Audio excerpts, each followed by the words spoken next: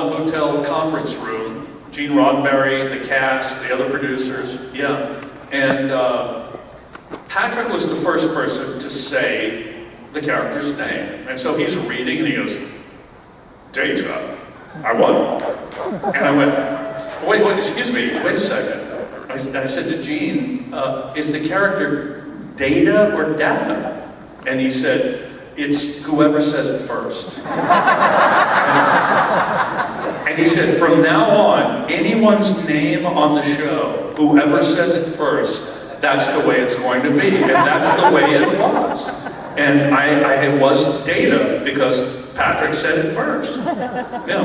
So, lucky me. We could get bogged down having you comment on your fantastic ensemble that we all know and love, and I'm sure you've got hysterical things to say about each of them, but we don't have enough time in this particular forum to do so. If we got rid of Joe, we could. Yes. We have to get to Joe. We're very curious about Joe. But Joe, sorry, I didn't see you there. Doing the great Jonathan Fritz. But Brent, can you just reflect on a couple of guys that you worked with that weren't in your ensemble? One was for the pilot, DeForest Kelley. Who? DeForest Kelley. DeForest. I mean, that scene is heartbreaking and beautiful. Well, you know what? I can only tell you this about DeForest Kelley, because that wasn't the only time I was ever around him. I was actually at conventions with Dee and his wife. He was a wonderful guy, and everybody on his show, I think, would tell you of all of them, he was the guy they all loved because he was the best of the bunch, and he was just a great man. And you had a chance to work with Leonard on the Unification two-part series. How was that? I think everybody would say Leonard was the best of the bunch.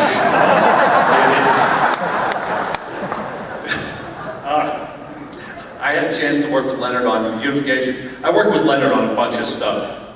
Loved Leonard. My greatest memory of Leonard, by the way, was here in Vegas at one of your conventions. I had a dual photo op with Leonard, and at that point, I don't know how long this has been going, but Leonard basically sat in a chair, and people would come up behind him, and they'd take the picture, the people would go off. And he wasn't quite finished when I came in. There were about 5 or 6 more people, and I noticed Leonard would say, the person would come up to him, and he would go, hello, they take the picture, and he'd go, thank you, and off they go.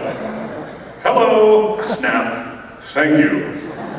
Hello, snap, thank you. So finally it was my turn to come in with him. I said, hey Leonard, I got an idea. Why don't you say hello and I'll say thank you? He said, that's a great idea. So people would come up and go, hello, snap, I'd go, thank you.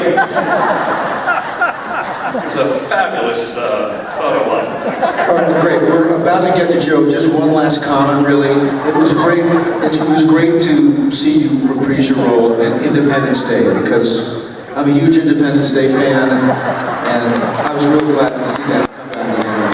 Can we bring those girls out again? What's happening? It's great to see you come back and do that Independence Day. Thank you. We're doing a senior lenses bit here. Oh, you in Independence Day. But if I can, one of the greatest film roles that I've ever seen in my life. But you nailed it, you owned it. Thank you. I asked him, where did you come up with this? And it was so great that he came back, too. Oh, exactly. Well, I tell you what, my manager's agent, they were all like, you've got to be in this movie has got to be really something. And I read the script and I thought, really? And they said, yeah, it's going to be huge, it's going to be huge. And so I read it, and in the original script, the doctor, Dr. Oken, is just a regular doctor. I mean, he's just a normal guy. And I thought, this is going to be really tedious. And every now and then, not very often, but every now and then in my life, inspiration hits me. And I thought, what if this guy went to Berkeley in the 60s? And, and then it just, from then. So I added one word at the beginning of the first scene, which was, wow. And that got me the job. Yeah. All right, thank you very much, Brent. Mr. Brent Spiner, thank you, sir. Listen, you're talking about me. We're moving on to Mr. Piscopo, Joe. Hello. A New Jersey, New York boy like me. Yeah, man. Talk to me about growing up in New Jersey. Yeah, that was great. My family came, they could come anywhere in the United States of America. They came from Italy. They came to the great country of Italy. They learned the laws, the language. They wanted to be Americans, and they went to Newark, New Jersey, baby. We're still there. We're still there. We came in, and it was great, and I still hang there, and I just feel like my mother, by the way, 93 years old. This is wild. So it's God bless her. we stay home, I think, for our families. Do you mind if I, it's okay if I speak? Okay. Newark, if you're like down at the tip of the island, Love this guy. Yeah. if you're at the tip of the island, is Newark right across the water? You know what? You are good. That's right? Yeah, well, technically, Hoboken is right across the water, but it's kind of, Newark is right there. It's right there. You take the ferry right across Newark. If you're from Houston, you would think it's right across the water. Galveston, not so much. Yeah. You would do. But there's a pizza place in Newark that I've been to. This may be the best pizza I've ever eaten in my life. I should know what this pizza place is. Let me guess. Dominic's. Took a shot. Huh? What do you? Yeah, that's right.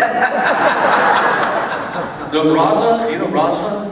Yes, I know that. Guy's phenomenal. That is a great, great pizza. Yeah. Just a little tip for you. Thank you. Should you ever get back to Newark? So I did it, but we do the shows. I'll tell you a lot tomorrow. But what I won't talk about is how I started out there, going from Bloomfield, New Jersey, city outside of Newark. And then I went to college down in Florida because I couldn't get in anywhere else. So I went to I was the worst student on the planet, man. And I went, and then I said, I got to try this comedy thing. I just got to try this comedy thing. So I made the foray into the improvisation, which is flipping me out because even as we did and we worked on this great legendary series, we never even took a moment to talk about that. You know, Joe, I saw you there, and it was 19. You know what that year was? Can I tell you? 1976, man.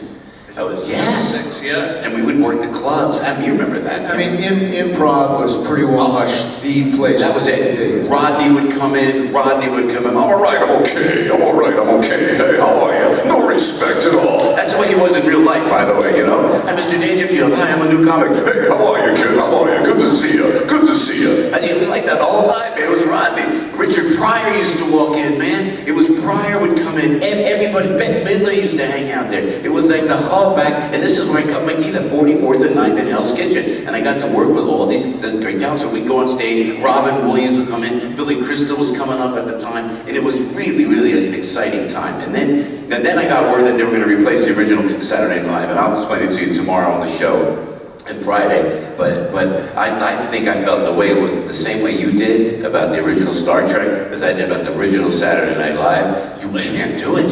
You figure you can't do it, right, Brent? No, but I remember you on Saturday Night Live. You were fantastic. Oh, thank you, man. It was just that season, sort of, those seasons belong to you and Eddie completely. Yeah. I mean, you were the two big guys. Blessed to be with that young genius from Long Island, by the way. And you and Eddie were really kind of the two that lasted. I think a lot of the rest of that ensemble went by the wayside. Is that right? This is what happened. Listen to this. And this is wild. And when I think about it now, and I had a chat with Dick Eversole, our executive producer, just I put him on my radio show just the other day. You go in, all of a sudden I was with the first cast, Gilbert Gottfried, who was just on my radio show last week. Crazy Gilbert, right? Gilbert.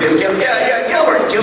Yeah, it's like He's a genius, too. he is. Yeah. He really is. Along the lines of an Andy Kaufman. I'm so glad to hear you say Brilliant, that. yeah. So Gilly and I came through the clubs together. He gets cast on Saturday Night Live, and then all of a sudden it's not working. We do 10 shows, which aren't so great, and it glitches a little bit. NBC goes, you got to change it. They bring Mr. Eversole in. They fired everybody. One fell swoop. Everyone's gone except Slaughter. Except for Eddie. Except for You and Eddie. Were you on the season? You weren't on the season with Robert Downey and No, they all came Giants? afterwards. No, I was right after, and I'll talk about this tomorrow, so forgive me tomorrow if I repeat myself. You have the greatest, I think, the greatest cast ever assembled in any television show in John Belushi and Danny Aykroyd and Gilda Radner and Chevy Chase and Billy Murray. Oh! And we had to replace him. It was a virtual impossible test. Thank God. I don't know how we did it. I just don't know how we did it. Really? Who else was in the cast? Jim Kazurinsky, Mary Gross. They're just great, just a lot of fun. I love them. They're really talented people. You know, Larry Gross just did something recently. Yeah. What's it like to be on Saturday Night Live? I hear it's murder, really, actually going through it in the process. You know, thanks for saying that, because people don't know, and it's not like learning your words and then coming in. I just did the Law and Order SVU, and you learn your words, and you have to be meticulous learning your words. You know, sometimes you could dance around. I don't know what it was like when you did The Next Generation, but you had to... No, it's word perfect. Exactly. Do it again. Exactly. That's like stage. You had to do it. But on SNL, you come in on Monday, and then you got to come up with an idea, what you're going to write, what sketch, what's relevant for the week. And then you got Tuesday. You virtually have 48 hours, if you're lucky, to come up with your material. Wednesday, there's a read-through, and they gather on a big table. And then you have to wait Wednesday afternoon. You have to wait if your sketch is in the show or not. So you're creating your own material for it. If you don't write for yourself, you're not on the show. I always said that. And then you go to your key writers. You go to your key writers, and you go.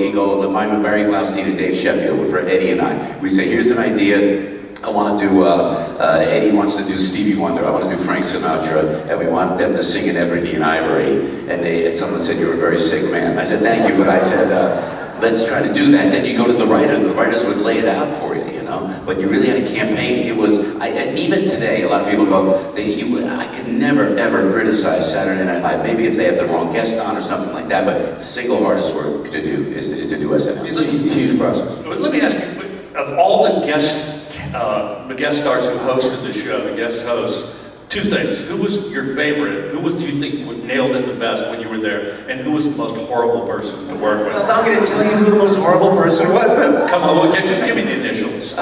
Bruce Dern. BD.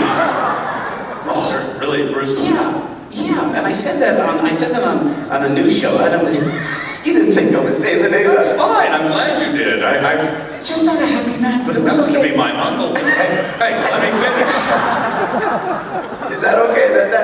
But the best guy on the show, what had to be, and just walked in and got it locked, and a true genius, and a mensch of a man, was Robin Williams, the late great Robin Williams. Robin would come in, and I knew him from the clubs, man. I knew him from the clubs, you know. Like, we'd be at the Improvisation, by the way, where you saw us, and it was a dank club, right? A couple hundred people, if that, 400 maybe. And then there was an outside door, like a fire exit. Sometimes there'd be a knock on the door, and I would open it as the master of ceremonies, and Robin would walk in off the street and just rip it up for an hour, you know? And he was like that on SNL. And there's a beauty about Robin Williams, if I could just give a plug to my old friend. He used to always, as brilliant as he would be flying out there. Eddie was like this, by the way. But he would always leave you space as a performer. He would always leave you space. You did that when I did Star Trek. That was your territory. That came into your land, and you were the most gracious performer that I worked with. And I was so pleasantly surprised. Can I talk about that for a second now?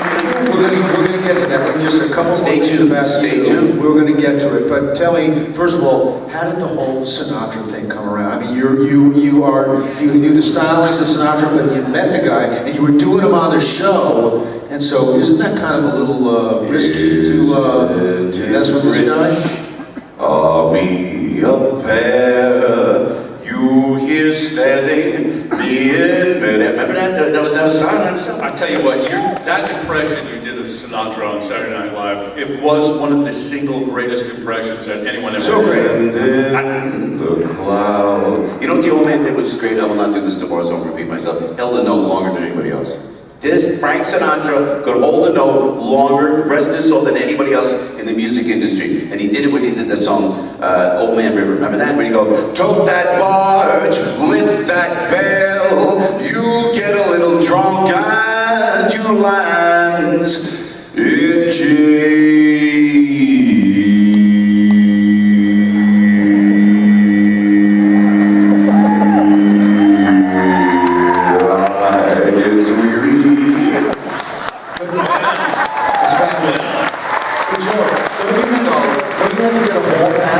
Sinatra to do him? Yeah. So how'd you approach So that? I did him at the Improv. We did the Improv, and I did a Sinatra-esque character. I did the Lady is a Tramp, and it was just kind of fun. In my audition for Saturday Night Live, I did the Frank Sinatra character. They said, great, you got to do it. And I'll explain this tomorrow as well. Frank Sinatra is a hero to me.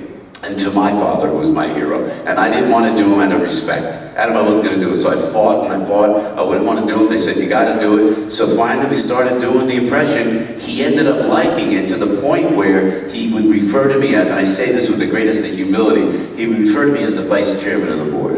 Is that wild? That's amazing. And he was great, and he loved it, but everybody else who did him, he sent cease and desist letters to at the time. Hey, That's what I heard. Yeah, oh yeah, man. Did you know Junior at all? Yeah, a little bit I did. Yeah, we did too. Junior was a huge Star Trek fan, and I'm told that the old man was too.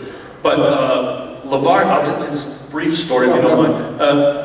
When LeVar Burton got married, he decided, I was his best man, and he decided he wanted to have his bachelor party in Vegas. Whoa. Did he wear the glasses at his bachelor party? No, the rest of us had to wear them. But he wanted, so basically his groomsmen were the away team. And we all came to Vegas. We were staying at the Desert Inn, which is no longer there. It's where the Mirage is now, I believe. And with a wonder, that's where Sinatra played. And it just so happened Sinatra was playing at the Desert Inn. Yeah, so we had to go see him. So we went, they said, no, we're sold out for the night, no tickets. And we were hanging around outside the ballroom, and there was a guy smoking a cigarette, and he says, hey, wait a minute, you guys, I know you guys. What are you doing here? And he said, well, it's his bachelor party, and we wanted to see Sinatra. And he says, you know what? Look, hang on a minute. He comes back out, and he goes, there's going to be a table for you down front. The old man wants you to have a table, comp the whole thing, and he wants you to come backstage afterwards and meet him.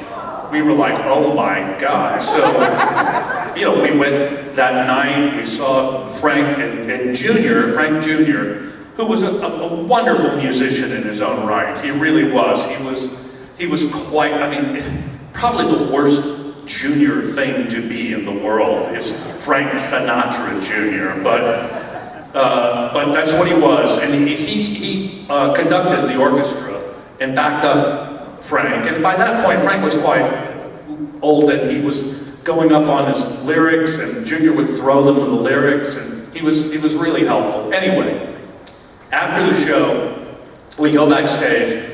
Sinatra's gone. He had to leave. He went out on the town immediately. Yeah, they say he did every night. He'd come back hours later, but Junior was still there. And we're talking to Junior for a little while. Junior was, aside from being a great musician and being Frank Sinatra Jr., was the single most dour human being I've ever met. He really was. He was very unhappy. And he's talking to us, and he says, I know Magellan and Gene Roddenberry. And the episode where and he's going on and on, I hope I'm not boring you. And I said, Frank, you're not, it was me and Jonathan and LeVar and Dorn. And I said, you're not boring me, it's just, I'd rather hear about you and growing up with Sinatra and the Rat Pack and Sammy and Dean and all those guys. When you said hailing frequencies. Anyway, that was what the day was like. And we go outside, we say goodnight, perfectly night, we go outside, and this is really essential. Jonathan says, boy, he's a sad, unhappy person. And LeVar goes, yeah, I was really surprised, weren't you? And Dorn says, hey, nice guy, huh? And that is quintessential Michael Dorn. It turns out to be a Michael Dorn story after all. But I have another of those, I'll tell you another time. Guys, we would be remiss if we didn't do a little taking apart of Outrageous Economy, because that's where you got what you guys are in. And although ostensibly the mainframe story, the A story, is about this kind of guy that comes on and gets in all sorts of trouble, really I think the more charming story is your fantastic B story, where Data is trying to discover the secret to comedy and humor. Definitely. That was, what a joy. The show, offered so many unexpected opportunities, particularly for me, I think, to play all kinds of bizarre stuff and just learning about humanity. But what a gift to suddenly just get this this script where Data learns about humor and comedy from a holodeck comedian. And I was so excited. And when we found out we couldn't get Jerry, we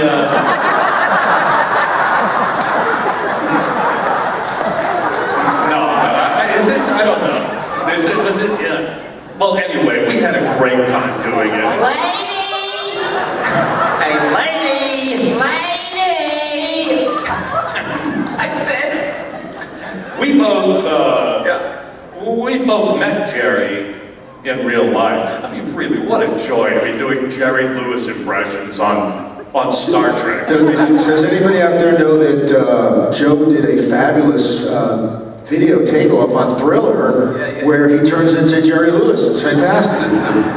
Jerry was a dear friend, hosted Saturday Night Live. He was my favorite all-time host on Saturday Night Live. I got to tell you, he was great. But to come in, if I can, to come in from I was I think promoting something in Japan. I went to Hawaii, and then I got the call. Whoopi and I had the same manager. Would you do Star Trek: The Next Generation now? And why do they want me? And they explained to me. I said, I love this idea. I heard Jerry. They offered it to Jerry first. That's what I heard. So, and listen, I'll be second to Jerry Lewis any day of the week.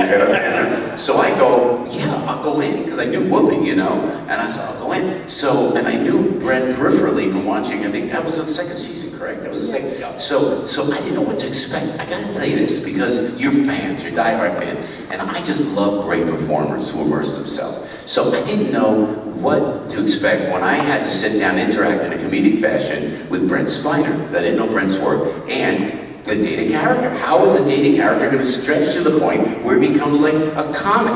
This guy, Brent, I got to tell you this, and I don't know that we haven't seen each other in a long time. Brent Spiner is a brilliant, brilliant performer. And I'll tell you how I know. I work with everybody. I work with everybody. You know why? Because I'm old. I work with everybody. Police. I work with Mr. Sinatra, with everybody. As soon as we were in Charnox, they were in the comedy club, right? Now I have to sit down and I have to talk to this character Data in Brent Spiner, and I don't know anything about this, and I'm just coming in, and I had my mullet, it was the 80s, and I was all buffed and jacked up, I worked out back in the day, under the career title of What Was I Thinking? So I just sat down across from Brent, right? And now you got big back 35 millimeter they were shooting back then, weren't they? Shooting 35, like Spielberg type cameras, man. And the camera would come in, and I had to look at Brent with the contacts on, right? And I didn't know what to do. He got so into it immediately. The reason I believe, and I watched that episode, and I say this with great humility again, it's one of my favorite episodes in all the Next Generation. It was just so out of the box. It was so different. But Brent made it work because he was Data trying to be funny. Right there, right in person, across from me, with those cameras rolling. I looked in Brent's eyes and I went, whoa, this guy is serious. And we ran with it, bro. Yeah, we ran with it. I had a great time doing it, and I was so grateful to you for being there. No, it was great. And then for you in makeup, in full makeup, to do Lady, then do Jerry Lewis. It was hysterical. It was a dream come true. It really was. Because we did this. We were doing all the Jerry. Lady, I just and you're it's right. Because you know what, guys, we're about the same age probably. I mean, I'm maybe like 10 years younger, but we had,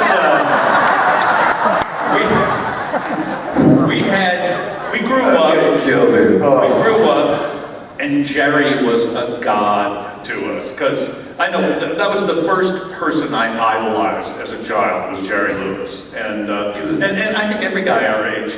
Every comedian. Comic G, he was a real comic G. He was. For us, he was the chaplain of our time. He was. And I said he was. And I have to tell you that I'm prejudiced because he was one of my dearest friends. Is that right? Yeah, man. You know what? I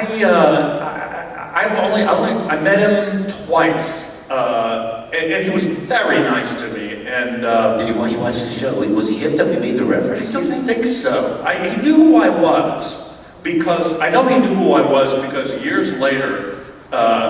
I was doing a show on Broadway, and the stage manager was all dressed up in a suit, which was odd. And I said, where are you going? He says, well, after the show, I'm having dinner with Jerry Lewis. And I said, what? He said, yeah, I was on the road in Sugar Babies with him, or in Damn Yankees. Damn Yankees. And he said, and so he's in town and I said, get him to come see the show. And he goes, well, I'll ask him. And I said, hey, see if he remembers me. And so the next day, the guy came in. I said, do you have dinner with Jerry? He says, yeah. He says, did you tell him I'm doing the show and I want him to come and I'd ask him he says, this is what Jerry said. He says, Brent Spiner is such a fan of mine, it's sick. I said, you know what, he's absolutely right. That's exactly right. I mean, I watched 24 hours of the telethon, year after year after year. Let's go to the Toad Boy! Ed! Sorry, Ed. You had a couple of great scenes with Whoopi in that episode, Brent. Yeah. Yeah, you played off her really good. Well, Whoopi, Whoopi's the greatest. As a matter of fact, I think, we did our first season and everybody was not quite sure that we should be there. And understandably, we were looking for, everybody was trying to find a character and they were trying to find the voice of the show. And we had a couple of good episodes in the first season. I think the Dixon Hill episode was a really good episode. But that won a Peabody Award, by the way. But other than that, we had a lot of bad episodes because we didn't know what we were doing. And they were redoing some of the original episodes in between seasons. They told us we're coming back for another year, which was a surprise. Rick Berman, who produced the show, called me one day and he said, got big news. We got a new cast member for the second season. And I said, well, who is it? And he says, big star, huge star. And I went, really? And he goes, yeah. I said, well, give me a clue. And he said, Jewish. I said, Jewish? Gotta be Judd Hirsch. And he says, no, it's Whoopi Goldberg. Well, Whoopi Goldberg at that time was a giant movie star. And she had actually called Rick and said, I want to be on the show. And he said, well, fantastic, we'll write an episode for you. And she said, no, you don't understand, I want to be on the show. So they built a set for her. And I really think it was the second episode, and it was because Whoopi was on the show, that people started to watch and go, wait a minute, Whoopi Goldberg, this big movie star, is on this syndicated series? I gotta take this thing seriously. And I think she's really responsible for our success. She is, and you did a good crowd show with her. Did I? Yeah. On that episode? No. Oh yeah, it was crowd. Yeah. And she didn't think it was funny. I thought it was hysterical. Yeah. Inside, she was dying. All right. We've got about 7 minutes left. We're going to open it up to the audience, but let's just give these guys a hand. This is so much fun. This is so great. Let's take it out there. If you want to come up and ask us a couple questions before we run out of time, now's the time to do it. Okay, guys, come on. Hey, sweetie. Hello. I was just wondering what you guys thought of being on the cruise together, and did you talk about doing this here in Vegas? Because I'm so excited that you are. Well, we weren't on the cruise together. Not that cruise. We did another cruise. We'll tell you about it tomorrow. But it was no, we didn't make that cruise. I was on the cruise. Joe didn't happen to be there. The year before I was. Oh, were you? Yes. Oh, I didn't know that. I know. And they asked me, if I can, Brent, I mean to jump in and thank you. It was so much fun. I was there the year before last. And we had great, and we did my show there, and I met everybody, and everybody could not have been nicer, because everybody goes, oh, you meet the Trekkies. I go, yeah, man, they were just so hip and wonderful. Biggest thrill for me, Brent, no disrespect, getting to introduce Bill Shatner right there on the stage, and I had the best time. That was one of the thrills for me, to be with William Shatner and hang with Bill Shatner the year before last. But yes, I would do it again in a second. He is our chairman of the board. He is. What a funny guy, man. He is genuinely so funny. William Shatner, he comes on the radio show. He comes on. You're show? Yes, we do. I do a radio show Monday through Friday, AM 970. If you can get it on your smartphone, everybody's listening. So It's one every day. You do how many days? It's 5 days. 5 days a week. That's a big gig. 6 to 10, man. It is. Like, What time is it on? 6 to 10 in the morning. What time do you have to get up? Brent. What time do you get up? If I come in from Jersey, I'm getting up 3:30 in the morning. What time? 3:30 in the morning. It's like that's when you came and saw me at the Improv. It was pretty much 3:30 in the morning. That's true, but I used to go to Star Trek but I needed makeup. Yeah. You don't do makeup on radio, do you? No, but it's such an interesting time. It's such a fun time. And Bill Shatner called. He was genuinely. He's got one of the best senses of humor. Well, I'm such a huge Shatner fan, man. So it was great. That's why we had a ball on that cruise, and we'll be back again, hopefully. Okay, right, over here. Hi, my question is for Joe. My husband and I met you in the San Diego airport a few years ago. You were carrying a guitar case that had a John Lennon autograph on it. You are a good girl. And you said you were going to try and authenticate it, and I was wondering if you ever did. You know, I never did, and we are so great. What a great question. I have a Gibson. It's a E335, the Lucille that B.B. King used to play. I don't know if people know that you are a fantastic musician as well as a singer. We have fun with it. Please, it's just I keep dancing on stage. Thank you. So I went to the Gibson showroom in New York, and they gave me this beautiful Gibson guitar because it had the logo on it. So it's for product placement, whatever it was. So then they had a great, perfect picture of John Lennon, right, on the outside of John Lennon. And someone said Lennon was at the Gibson showroom was, I think at one time, the Hit Factory, which was one of the recording studios where the Beatles recorded, and they think that John Lennon sketched the whole thing. So I haven't authenticated it, but it gets me through TSA very, very easy. I just, was that John? Yes, John Lennon wrote that originally. But I don't know, so I apologize. But now that you brought it up again, and first of all, great to meet you and your hubby, and I'll check it out when I go home, I promise. Thanks. Okay, over there. Hi, my question, I want to thank you guys for coming here and giving us your time. But my question is for Mr. Spiner. Mr. Spiner, I want to know how you prepare for a role. When you get cast, when you land that role, what do you do to prepare and get in the character and make that all happen? Do we have another album? Go. You know what? Really, every part's different, really. But the first thing I do is pray. Because, no, seriously, you know what? Acting is such an ephemeral thing. I didn't say effeminate, I said ephemeral. And it really is. You never know if it's what you're going to come up with, if it's going to land, if inspiration's going to hit. So I have a theory about it. I really can't answer your question because I don't know, but I do have this theory that